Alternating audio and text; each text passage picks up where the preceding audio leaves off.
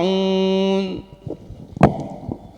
بسم الله الرحمن الرحيم الحمد لله رب العالمين اللهم صل وسلم على سيدنا محمد وعلى آله وصحبه أجمعين اللهم إنا نستحفظك ونستودعك أدياننا وأنفسنا وأهلنا وأولادنا وأموالنا وكل شيء أعطيتنا اللهم اجعلنا وإياهم في كنفك وأمانك وعياذك وجوارك من كل شيطان مريد وجبار عنيد وذي عين وذي بغي ومن شر كل ذي شر إنك على كل شيء قدير اللهم جملنا بالعافية والسلامة وحققنا بالتقوى والاستقامة واعذنا من موجبات الندامة إنك سميع الدعاء اللهم اغفر لنا ولوالدينا ولأولادنا ومشايخنا ولإخواننا في الدين ولأصحابنا وأحبابنا ولمن أحبنا فيك ولمن أحسن إلينا وللمؤمنين والمؤمنات والمسلمين والمسلمات يا رب العالمين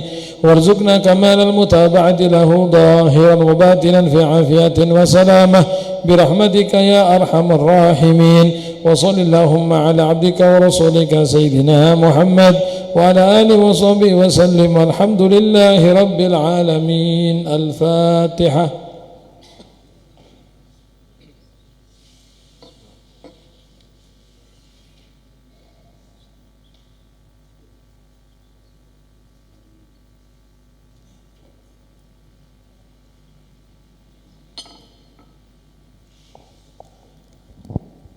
Bismillahirrahmanirrahim.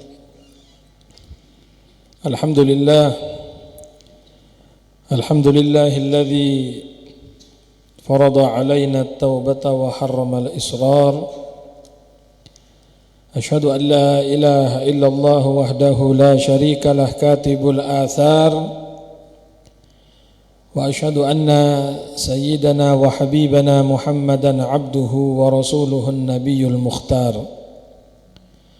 Allahumma salli wa sallim ala sayyidina wa nabiyyina Muhammad wa ala alihi wa ashabihi asadatil abrar amma ba'd. Faya ayyuhal hadirun wal hadirat rahimakumullah. Alhamdulillah, puji syukur kita haturkan kehadirat Allah Subhanahu wa taala yang mana berkat taufik dan inayahnya pada malam yang mubarak ini kita dikumpulkan kembali oleh Allah Subhanahu wa taala di dalam salah satu raudhah min riyadil jannah, taman dari taman-taman surga, yaitu majlis ta'lim, majlis zikir. Mudah-mudahan Allah Subhanahu wa taala memberikan istiqomah kepada kita. Amin.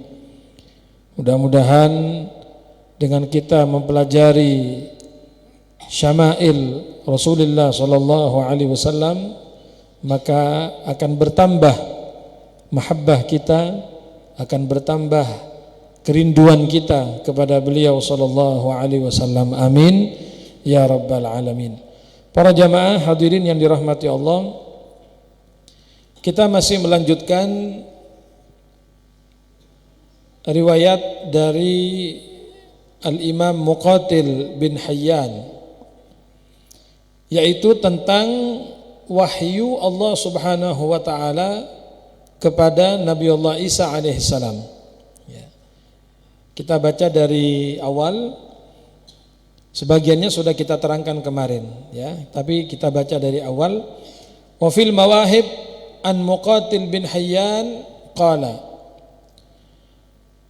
Auhallahu ta'ala ila Isa alaihi salam. Dalam kitab Al-Mawahibul Laduniyah bil Minahil Muhammadiyah dari Muqatil bin Hayyan, beliau berkata, Allah memberikan wahyu kepada Nabiullah Isa alaihi salam. Isma' wa ati'. Wahai Isa, dengarkan, patulah, taatlah.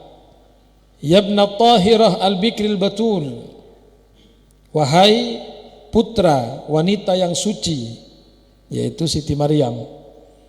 Wahai putra wanita yang suci, yang perawan. Inni khalaqtuka min ghairi fahlin. Sungguh aku kata Allah, menciptakan engkau tanpa seorang ayah. Ya kan? Siti Maryam dengan kekuasaan Allah, beliau hamil melahirkan Nabi Isa tanpa adanya suami. Itu adalah kekuasaan Allah Subhanahu wa taala.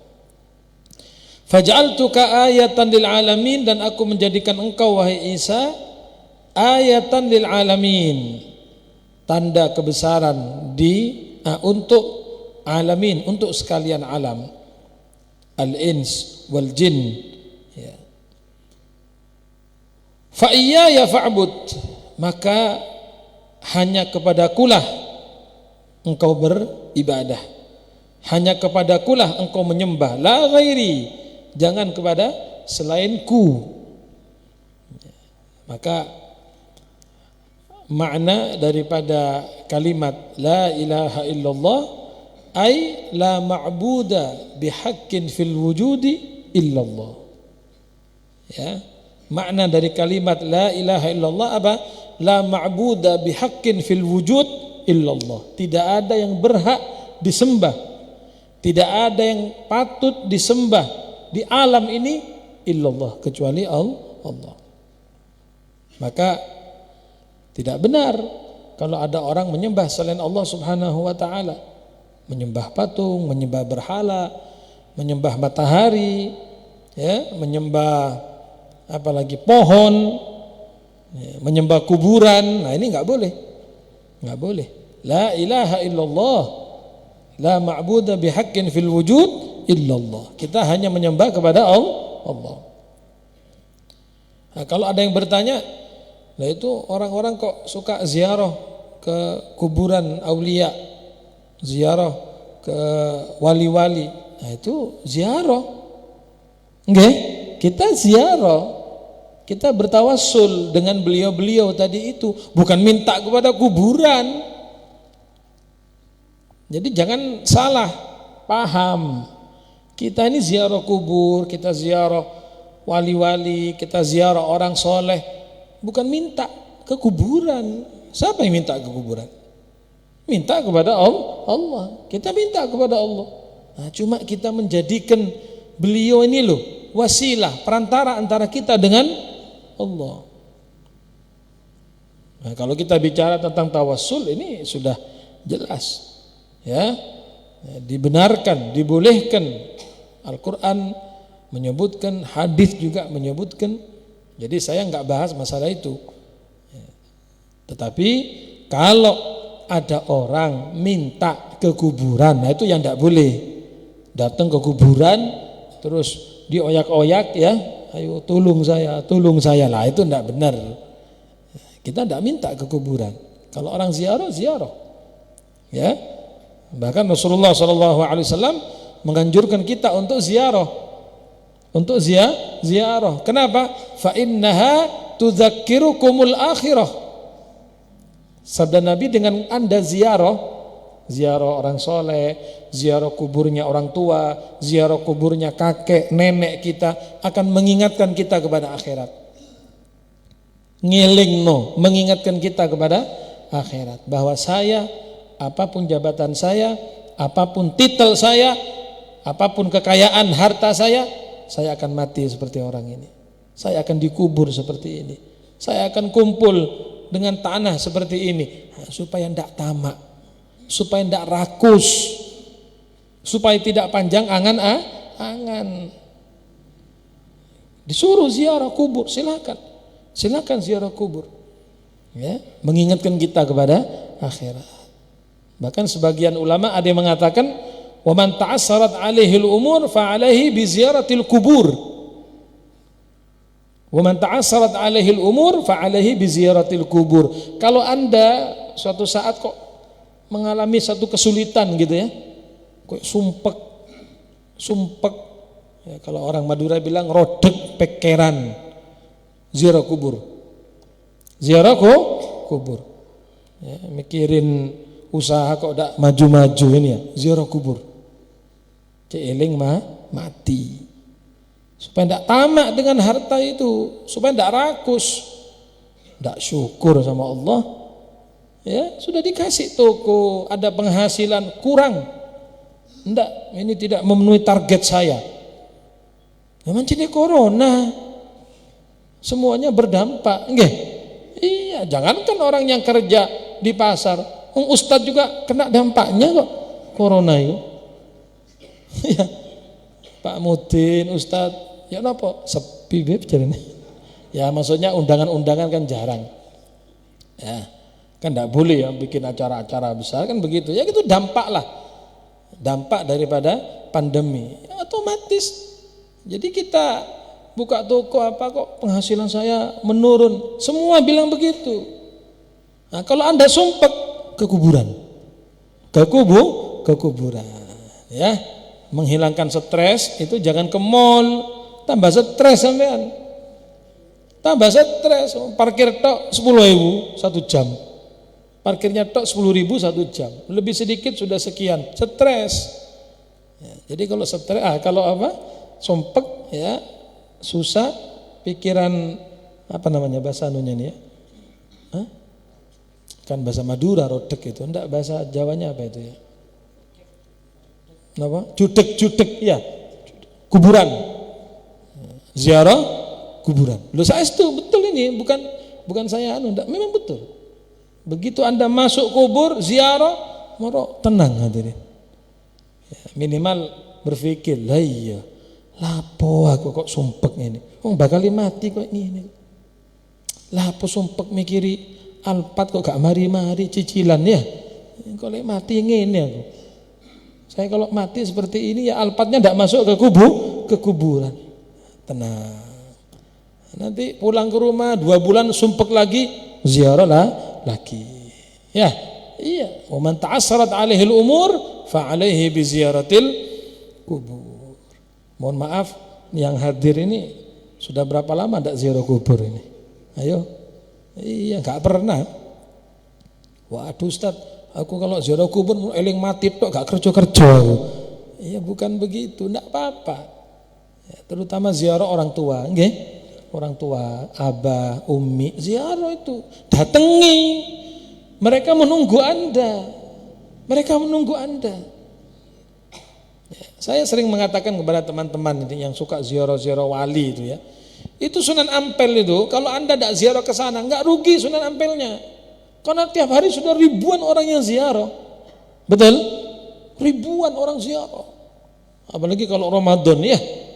Kalau seandainya Anda tidak berangkat, tidak ada masalah, sudah banyak yang berangkat. Tetapi kalau orang tua kita, ayah kita, ibu kita, kakek kita, sampai tidak ziarah, siapa yang ziarah? Tidak ada. Paham ya? Ingat, jangan salah paham loh. Ini ada orang kadang diedit, ya, diedit anunya videonya, ini orang tidak senang ziarah, ngelarang ziarah. Awas loh. Bukan saya ngelarang, enggak. Cuma orang tua kita ziarahi juga. Paham Pak nggih? Ibu kita itu menunggu loh di kuburan. Mana anak saya ini? Mana cucu-cucu saya ini? Mana menantu-menantu saya ini? Sibuk semuanya. Sibuk apa? Datangi kuburnya, ziarah. Kata ulama, kesenangan mereka itu, kebahagiaan mereka ketika Anda ziarah sama dengan kebahagiaan mereka ketika mereka masih hidup. Saya mau tanya, ini bapak-bapak ini mungkin yang sudah sepuh ya, punya cucu, punya menantu. Kalau Anda didatangi sama anak cucunya, seneng apa enggak? Seneng apa enggak? Seneng. Anaknya datang ke rumah, cucunya main ke rumah, seneng. Ya begitu mereka yang sudah meninggal. Mereka kepingin anaknya datang, cucunya datang gitu loh, ziarah. Tidak pernah ziarah ibunya, tidak pernah ziarah ayahnya, tapi ke Cirebon berangkat budal, sampai kemana-mana berangkat. Bukan saya melarang, sekali lagi, awas jangan dipelintir ini. Bukan kita melarang, monggo. Cuma kesian orang tua kita, menunggu Anda. Ayo datangi, ziarahi itu orang tuanya. Man dzakara dzukira wa man nasiya nusiya. Kata ulama, kalau Anda ingat kepada orang yang sudah meninggal dunia, kalau Anda meninggal, Anda akan diingat juga. Anda akan diingat oleh anak cucu. Tapi kalau Anda lupa, tidak pernah ziarah kepada orang tuanya, kalau Anda meninggal, tidak ada orang yang ziarah nanti. Ayo, Mungkin anak kita tidak tahu mana kuburannya kita ini. Koyok dek kene bapak tapi kok gak ono maisane aja ini. Hilang. Itu tandanya apa? Waktu hidup tidak pernah ziarah kepada kakeknya, orang tuanya, maka dibalas. Dibalas. Apa yang Anda lakukan kepada orang tua Anda akan dibalaskan oleh anak Anda kepada Anda. Percaya atau tidak? Ini kejadian hadirin. Ada seorang bapak ya, sekarang sudah jadi bapak, sudah punya anak. Anaknya ini Masya Allah nakal. Jadi kadang kalau bapaknya naik tingkat, rumahnya tingkat, itu si bapak tadi dijewer telinganya sama anak sampai turun ke bawah. Sering begitu. Ya, tapi si bapak diam saja. Jadi moro-moro anaknya ngambil telinganya bapaknya itu dijewer. Apa bahasa anunya dijewer itu? Apa? Dicewer ya. Kalau bahasa Maduranya? Ya. Ekopeles ya. Kok kayak bahasa Spanyol gitu ini. Itu dari atas tingkat dijewer sampai ke bawah. Sering begitu. Suatu saat si anak ini jewer bapaknya dari atas tingkat turun sampai ke pintu. Biasanya cuma sampai ke bawah. Ini enggak, sampai ke pintu. Apa kata anaknya? Nak, wis talana ojo diimbui, jangan ditambahi. Loh kenapa Pak? Saya dulu menjewer bapak saya cuma sampai di sini tok. Jadi rupanya apa? Ini bapak ini yang sekarang sudah jadi bapak, dulu waktu jadi anak dia suka menjewer orang tuanya. Dari tingkat sampai ke bawah. Loh, punya anak diimbui, ditambahi bonus sampai ke pintu. Coba, siapa yang ngajari anak itu? Siapa yang memberitahu anak itu? Tidak ada. Tetapi itulah ketentuannya. Apa yang Anda lakukan kepada orang tua Anda akan dibalaskan oleh anak Anda kepada Anda. Paham nggih? Nah, maka ayo yang punya orang tua, yang masih ada orang tuanya, berbaktilah kepada mereka. Berbuat baiklah kepada mereka, senangkan, bahagiakan. Ya, teman-teman yang muda-muda ini ya, yang masih ada orang tuanya lengkap, ibunya, bapaknya, perhatikan baik-baik. Perintah Allah Subhanahu wa taala, bukan main-main ini, perintah Allah, perintah Rasulullah sallallahu alaihi wasallam.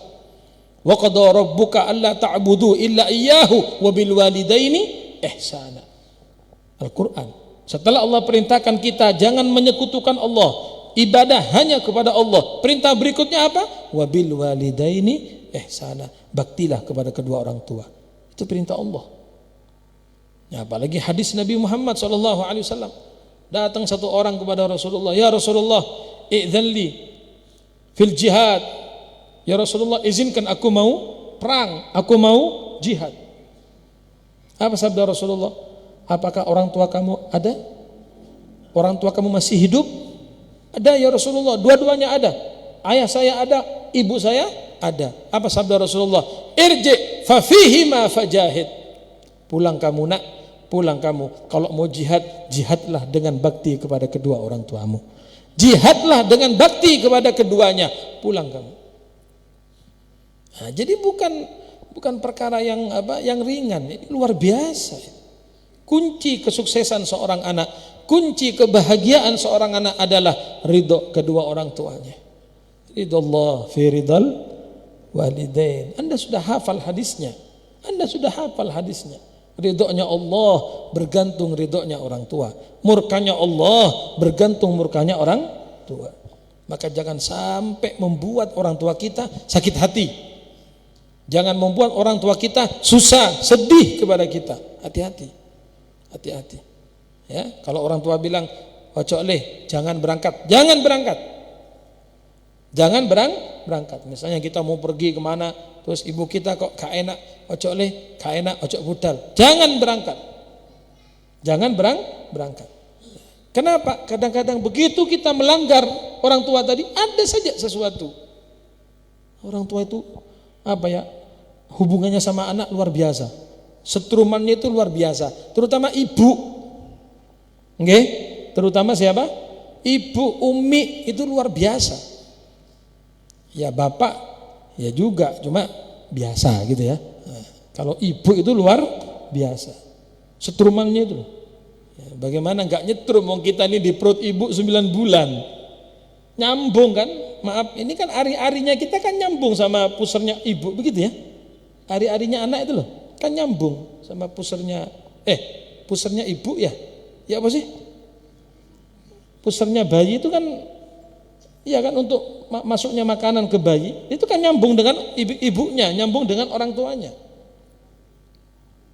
Jadi menyatu dengan ibu. Makanya nyetrum itu ibu. Anda tidak bisa bohong sama ibu. Anda sakit, bilang tidak sakit, ibu kita pasti tahu. Ya, dari Madura telepon, halo, beres jong, beres mak, alhamdulillah, enjak, lecek sakit benjan. Ya, perlu ditranslate ya, perlu diterjemahkan ya. Le waras, oh iya bu, alhamdulillah, enggak sakit kamu, lu enggak bu, ojok goro, kamu sakit kan? Lu tahu ibu kita itu. Karena nyambung badan kita dari ibu kita minum dari air susunya. Jangan bohong kalau sama ibu ya. Loh makanya mari senangkan ibu kita ya, jangan, mohon maaf, sekarang ibu kita sudah tua, sudah sepuh, sudah nggak bisa apa-apa, malah ibunya dilempar-lempar. Ibunya dilempar-lempar. Telepon sama adiknya, halo dek, ibu di omah iki wis cukup nulis jarene. Lu bahasanya lu, jukuan wes ibu iki.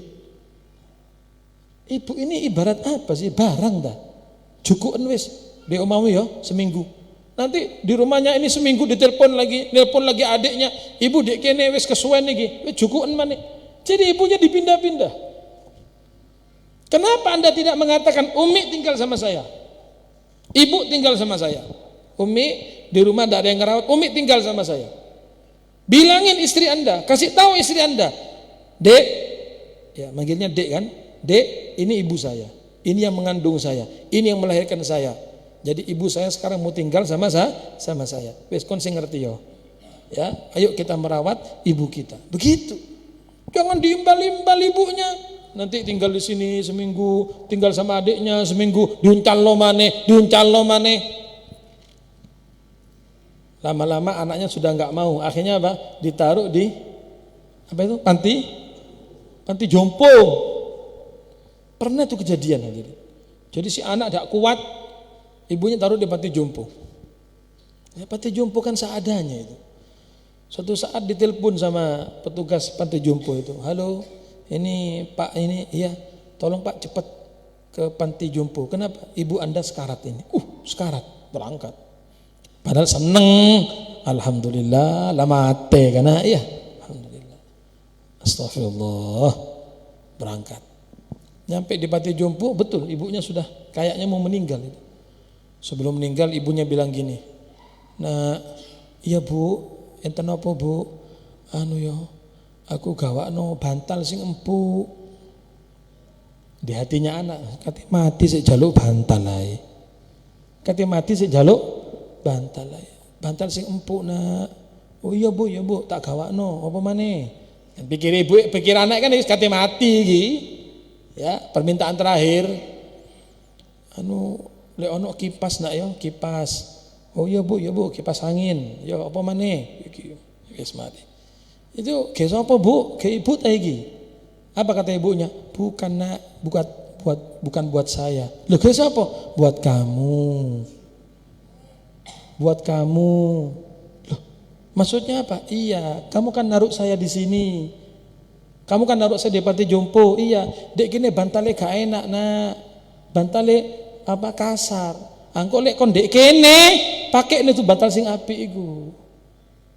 Ya dek kene panas nak gak ono kipas. Makanya aku minta kipas. Nanti kalau kamu di sini kamu bawa kipas itu. Cek adem, panas dek kene gak enak aku. Nangis anak itu hadirin. Nangis, ya Allah. Artinya ibunya sudah tahu kamu nanti bakal dibalas begini sama anak kamu. Kamu bakal dibalas seperti ini. Gitu loh. Makanya bawa sing enak itu supaya kamu persiapan. Kamu bakal dibalas, kamu bakal ditaruh di sini nanti sama anak kamu. Nangis, tapi ya sudah terakhir. baru sadar, baru dibuka itu mata hatinya. Ibunya kemudian meninggal dunia. Nah itu, jangan sampai kita seperti itu ya. Na'udzubillah min dzalik. Umi tinggal sama saya, ibu tinggal sama saya. Wes. Apa kebutuhan umi, apa kebutuhan ibu dipenuhi, selesai. Bahagia hidup Anda, senang hidup Anda, sukses pekerjaan Anda. Itu kuncinya sudah. Ya, mohon maaf ini. Bukan saya menggurui, tidak. Nih teman-teman atau bapak-bapak ini, kerja ini enggak sukses, usaha ini enggak sukses, buka toko enggak sukses, ditipu sama temennya, lain sebagainya. Mungkin satu penyebab. Apa? Kita belum minta restu kepada ibu kita. Coba datangi ibunya, minta seporah, minta maaf sama ibunya, jaluk ridho ibunya, insya Allah. Setelah Allah tidak bohong, Rasulullah tidak bohong. Hadirin, ada orang kerja apapun tidak sukses, merantau kemana-mana tidak sukses. Akhirnya ujung-ujungnya dia datang sama satu kiai, satu ulama, mau minta doa, mau minta amalan untuk memperlancar rizki, maksudnya begitu. Subhanallah, ulama itu, si ulama tadi minal mukasyifin ya, yang kasyaf itu ya, bisa tahu. Begitu orang tadi masuk, belum salam ini, belum ngomong, belum apa, langsung si ulama tadi bilang begini, kamu pulang, minta maaf sama ibu kamu, minta doa sama ibu kamu, pulang. Langsung terbuka dia, baru sadar, ya Allah, sekian belas tahun tidak pernah pulang. Hadirin, jadi merantau belasan tahun tidak pulang-pulang, ya sibuk sama dunia tadi itu, tapi gak suke-suke, tidak sukses-sukses. Kenapa? Gara-gara dia lupa kepada ibunya. Akhirnya pulang dia ke ibunya, ya, luar pulau, ya kan, minta maaf, jaluk sepuro, nangis. Lalu dia bilang, Umi doakan saya, Ibu doakan saya mau berangkat lagi, saya mau usaha, saya mau ini. Ditunggu, didoakan, ibunya ridho, ibunya senang. Begitu kembali ke tempat itu langsung sukses. Jadi bisa kita katakan salah satu kunci kesuksesan anak adalah mendapat doa, mendapat ridho dari ibunya. Nah ini barangkali sekarang masih ada ibunya, pulang dari majelis ini sampai telepon atau sampai datangi, jaluk sepuro, minta maaf, cium tangannya, kalau perlu cium kakinya. Naam, jangan Anda mengatakan masa beb nyium kaki. Kenapa? Tidak boleh nyium kaki? Boleh. Al Habib Ali bin Muhammad Al Habsyi, sahib Maulid Simtud Duror yang biasa kita baca itu ya, Habib Ali bin Muhammad Al Habsyi, itu tiap hari kalau mau ngaji, mau belajar, sebelum berangkat cari uminya. Umi, ya ada apa Ali? Umi, sekarang Ali mau berangkat ngaji, mau berangkat belajar, doakan Umi, didoakan. Habis didoakan, mencium tangan ibunya, mencium kaki ibunya, berangkat belajar. Pulang dari belajar, yang dicari uminya lagi. Umi, ya Ali, Umi tadi Ali belajar ini, doakan Umi, dungak nomani. Cium tangannya, cium kakinya, itu tiap hari seperti itu. Bagaimana tidak barokah, hadirin? Ya apa tidak jadi wali beliau kalau begitu tiap hari kepada ibunya. Kita mau cium tangan kadang risih sama ibu kita. Duh, masa tiap hari kok cium tangan? Loh kenapa kalau sama istrinya kok cium tangan sampean? Kuali. Ini suami-suami dul gabos itu. Sembo podul gabos iki. Istrinya tangannya dicium, oh sayangku, my baby jebon. Dicium tangannya. Kuale, yang cium tangan Anda itu istri. Loh, betul apa enggak sih? Anda suami, istri cium tangan kita. Itu yang benar. Nah, terus suami cium kening istrinya, benar itu. Diwale karena cinta sama istrinya, ya kan diciumi tangan istrinya, kakinya istrinya dicium kadang-kadang. Kaki istrinya dicium. Suami apa tadi? Selali ya sampai nih. Betul gak bos? Apa gak ngerti aku. Tapi sama ibunya tidak pernah cium tangan. Sama ibunya tidak cium tangan. Apalagi cium kaki, cium tangan tidak pernah. Bagaimana mau sukses? Bagaimana mau bahagia hidup kita? Kalau sama orang tua kita kurang ajar, sama orang tua kita kurang akhlak, kurang adab. Ya. Masya Allah. Allahumma sholli ala Muhammad. Para jamaah yang dirahmati Allah Subhanahu wa taala. Doa ibu itu lebih mustajab dari doanya 70 wali katanya. Kita kan kepingin apa, kalau ketemu wali pingin minta doanya wali begitu kan? Orang soleh, ulama, kiai, habaib kita minta doa, enggak dilarang, silakan. Tapi ada satu yang Anda lupakan. Apa itu?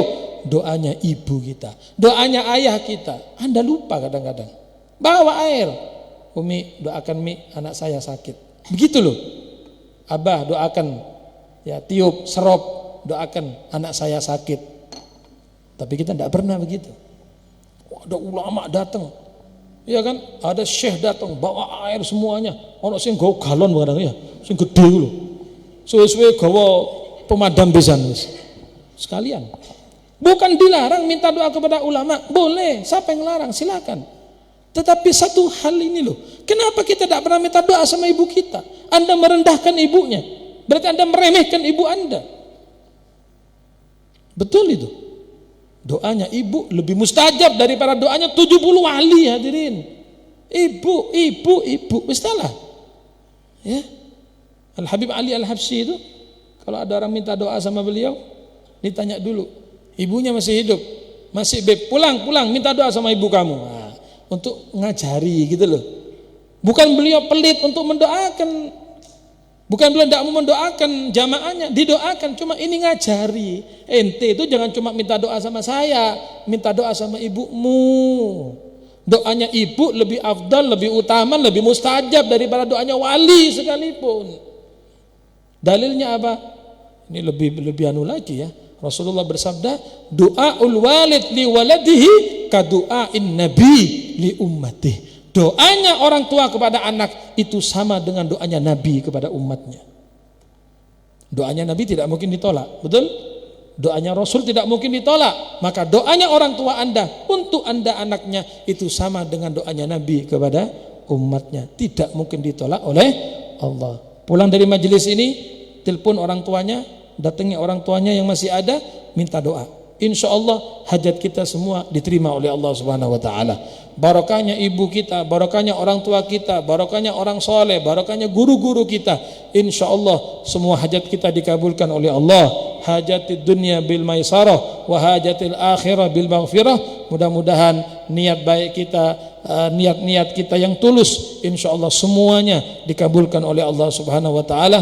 Amin amin ya rabbal alamin. Wa sallallahu ala sayyidina Muhammad wa ala alihi wa sahbihi wa sallam walhamdulillahi rabbil alamin. Al-Fatihah.